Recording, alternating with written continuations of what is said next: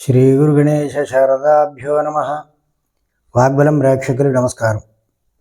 శుక్రవారం 28వ తేదీ నవంబర్ 2025 శుక్రవారం కాలభైరవాష్టమి అంటే ఇదే రోజున కాలభైరవుడు జన్మించాడు అని కూడా ఈశ్వర స్వరూపంగా అలాగే బ్రహ్మదేవుని యొక్క ఒక శిరస్సుగా కూడా చెబుతూ ఉంటారు ఇతిహాసాల్లో.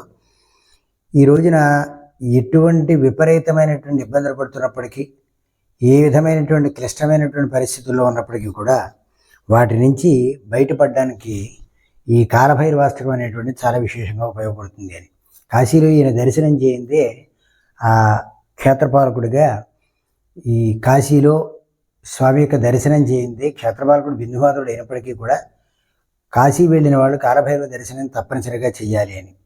ఎటువంటి భీకరమైనటువంటి ఇబ్బందులు పడుతున్నప్పటికీ కూడా, ఎంత కఠినమైనటువంటి బాధలు పడుతున్నప్పటికీ కూడా ఇదిగో ఈ అష్టకం వినడం వల్ల, చదవడం వల్ల, పారాయణ చేయడం వల్ల అటువంటివన్నీ కూడా తొలగిపోతాయి అని. దేవరాజ సేవ్యమాన పావనాంఘ్రి పంకజం వ్యాళయజ్ఞసూత్రమిందుశేఖరం కృపాకరం నారదాదియోగి బృందవందితం దిగంబరం కాశికాపురాధినాథ కాలభైరవం భజే.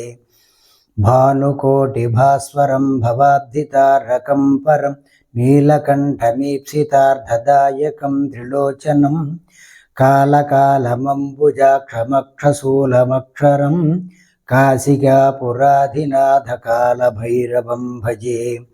శూలటంకపాసదండపాణిమాదికారణం శ్యామకాయమాదిదేవమక్షరం నిరామయం భీమవిక్రమం ప్రభుం విచిత్రతాండవప్రియం కాశికాపురాధినాథ కాలభైరవం భజే.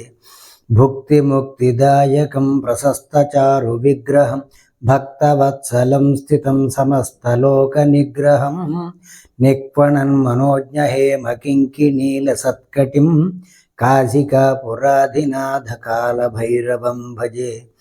ధర్మసేతుపాలకం త్వధర్మమార్గనాశకం కర్మపాశమోచకం సుశర్మదాజకం విభుం స్వర్ణవర్ణకేశపాశోభితాంగమంగళం మండలం కాశికాపురాధినాథ కాలభైరవం భజే.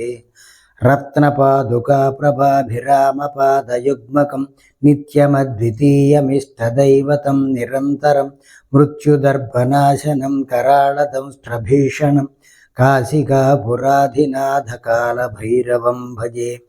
అట్టహాసభిన్న పద్మజాండకోశ సంతతిం దృష్టిపాతనష్టపాపజాలముగ్రనాశనం అష్టసిద్ధిదాయకం కపాలమాలికాధరం కాశికాపురాధినాథ కాలభైరవం భజే.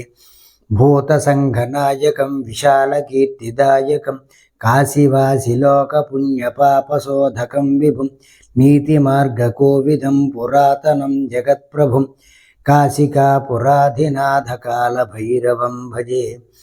కాలభైరవాష్టకం పఠంతి ఏ మనోహరం జ్ఞానముక్తిసాధనం విచిత్రపుణ్యవర్ధనం శోకమోహదైన్యలోభకోపతాపనాశనం తే ప్రయాంతి కాలభైరవాంగ్రి సన్నిధిం ధ్రువం. ఈ విధంగా మనం కాలభైరవాష్టకాన్ని విన్నప్పటికీ కూడా ఎటువంటి క్లిష్టమైనటువంటి స్థితులు ఉన్నప్పటికీ, ఎంత ప్రమాదకరమైన పరిస్థితులు ఉన్నప్పటికీ కూడా అవన్నీ కూడా కాలభైరవుని యొక్క అనుగ్రహం వల్ల సమస్తము తొలగిపోయి పరమేశ్వరుని యొక్క పరిపూర్ణమైనటువంటి అనుగ్రహం సంప్రాప్తింపబడుతుంది అని చెప్పబడుతుంది.